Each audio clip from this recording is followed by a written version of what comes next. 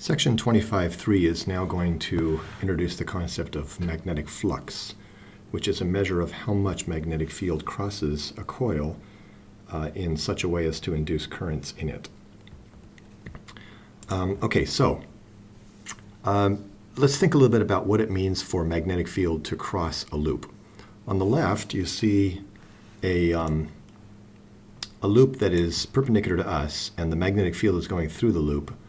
And you'll notice the axis of the loop, which is this black curve here, is parallel to the magnetic field, which means that the maximal amount of magnetic field will cross the loop when it's oriented like this. When the loop is oriented vertically and the magnetic field is horizontal, the magnetic field is everywhere perpendicular to the plane of the loop, and therefore the most magnetic field will go through this loop.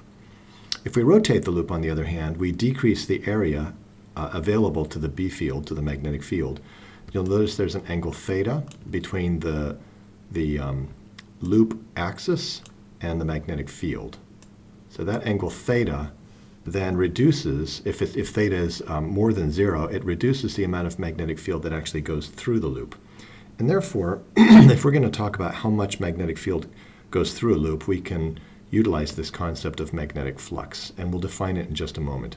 Here's a front view of the loop as seen along the field lines. The field lines are coming out of the page, the magnetic field lines, as you can see. They're coming out of the page, and they're perpendicular to the plane of the loop, and therefore in the left figure where theta is 0, we see that the amount of magnetic field that goes through the loop is maximum. The loop is oriented in such a way as to allow the maximum magnetic field to cross it.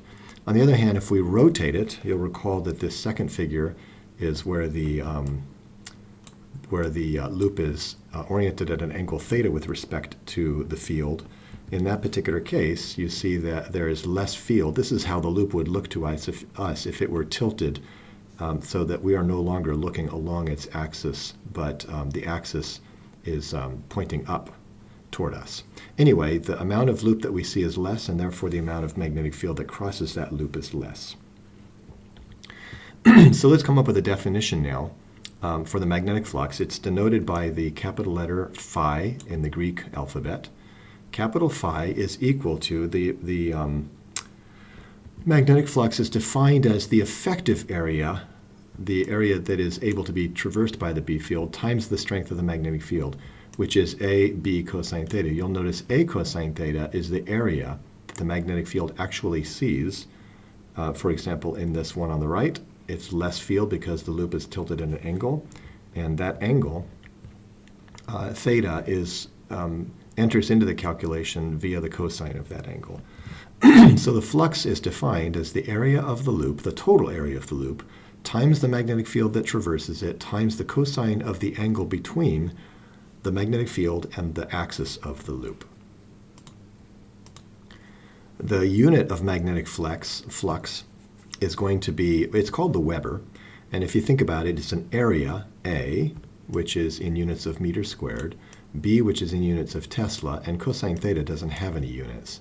So it's going to be basically a Tesla meter squared, which is defined as a Weber named after a physicist who did a lot of work in the area of magnetic fields. So 1 Weber is defined as 1 Tesla meter squared, or in other words, 1 Weber is the flux of a 1 Tesla field that crosses a 1 square meter loop. So it's a big loop and a big field, but that's what's defined as 1 Weber of magnetic flux. Now, in order to determine the direction of the induced currents, there's a very handy law named after a physicist, Heinrich Lenz, L-E-N-Z, not to be confused with L-E-N-S, which is the optical device. And basically, he was able to come up with a law or a pattern or an observation that allows us to figure out which way the induced current in a circuit is directed when it experiences a change in magnetic field. And ultimately, a change in magnetic field boils down to a change in magnetic flux. Whatever the magnetic flux for a particular loop is, the amount of a magnetic field that goes through that loop, that's the magnetic flux, and it's defined as the area of the loop times B times the cosine of the angle between the loop axis and the magnetic field. And so it's changes in the magnetic flux that really are the crux of the matter with regard to induced current. If the magnetic field changes, it will induce a current, but also if the magnetic field stays the same but the area changes, say the area is increased or decreased relative to a standard size, then that also will induce currents in the coil. If the loop suddenly becomes larger area or smaller area, that also will induce a current in the loop itself. And the question is, how do we figure out which way that current, that induced current, is oriented? So first of all, let's just establish once again that the current is induced in the loop of wire only when there is a change in the magnetic flux going through it. It's the change that matters. If there's a net magnetic flux that's constant, it doesn't matter. No current is produced when the magnetic flux across a loop is constant. However, there is a induced current if anything about that flux changes, which can include the strength of the magnetic field, the area of the coil, or even the motion of the coil. So let's talk about the substance of Lenz's law. He developed a rule, which is really a mnemonic. It's a nice mnemonic, called Lenz's law, and it says the following. And we're going to read this carefully and understand it as best we can. He says, there is an induced current in a closed conducting loop if and only if the magnetic flux through the loop is changing. And here's the key to Lenz's law. The direction of the induced current is such that the induced magnetic field opposes the change in flux. Okay, let me read that again, and then we'll look at it in more detail. The direction of the induced current is such that the induced magnetic field opposes the change in flux. Okay, let's think about what that means. First of all, in this particular diagram on the right, we see that a magnet, a bar magnet, is being thrust into the loop. The north pole is being pressed into the loop. The field from that north pole, which is denoted by these blue lines here, is, if the loop is pulled upward out of the loop, that magnetic field changes. It's weaker. As the magnet becomes closer and closer to the loop, the magnetic field crossing that loop increases. And therefore, there will be an induced current in this loop. However, what is the direction of the induced current? Is it this way? Or is it in the opposite direction? And let's think about that for a moment. Now, Lenz's law mentions that there is an induced magnetic field, which is the natural result of an induced current. And think about this for a moment.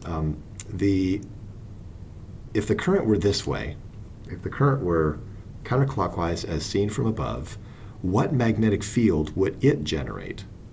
And by the right-hand rule, if we curl our right hands in the direction of this green arrow, we see that that produces a magnetic field which is up. And it's a magnetic field which is generated by the induced current in the coil. It's separate from the bar magnet. But in response to the bar magnet's motion, if current is induced in that coil, it will be a current that goes around the coil, either clockwise as seen from above or counterclockwise. If in fact it's counterclockwise, then by the right-hand rule, this is the induced field, B induced. Let me see if I can do this. Okay, there's the induced field, and it results from the fact that induced current has been produced. Now, Lenz's law says that that induced field is going to oppose the change that produced it. If the magnet's being moved down into the coil, that means that the magnetic field is increasing as a function of time as it crosses this loop. If we start from way up here, if we start our magnet up here and move it down, when it's up here, the magnetic field crossing the loop is very, very weak. And as we bring it closer and closer and closer to the loop, the magnetic field in the loop, and therefore the magnetic flux, increases. Therefore, the response of the coil in its induced current, and therefore the induced magnetic field, is going to oppose the change that produced it. So since the magnetic field from the magnet, the bar magnet, is pointing down and it's increasing, the only way that Lenz's law can assure us that it will oppose that increase is for the magnetic field to point upward, the induced field. Okay, keep in mind we have two fields here. We have the bar magnet field and the field that's induced by the current. So, for the magnet being dropped down into the loop, in which case the magnetic flux is increasing, the response of the coil is going to be to produce a current whose magnetic field points up in such a way as to oppose the increase that is happening. So the very increase of magnetic flux causes the current to flow, and the current flows in such a direction that it produces a magnetic field that will oppose the change that produced it. Now imagine the bar magnet is inside the loop, and we pull it back out. Let's pull it back out. Sorry about that.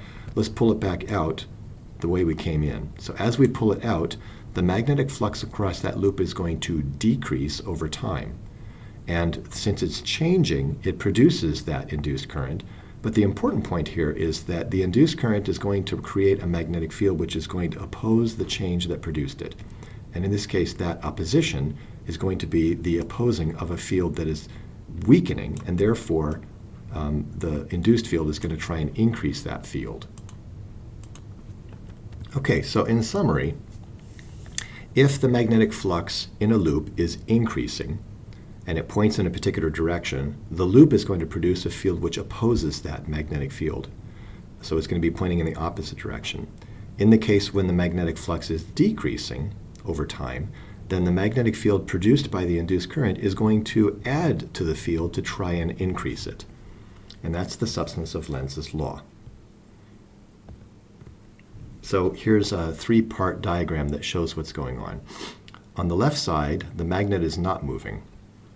The field from the magnet produces this downward directed magnetic field.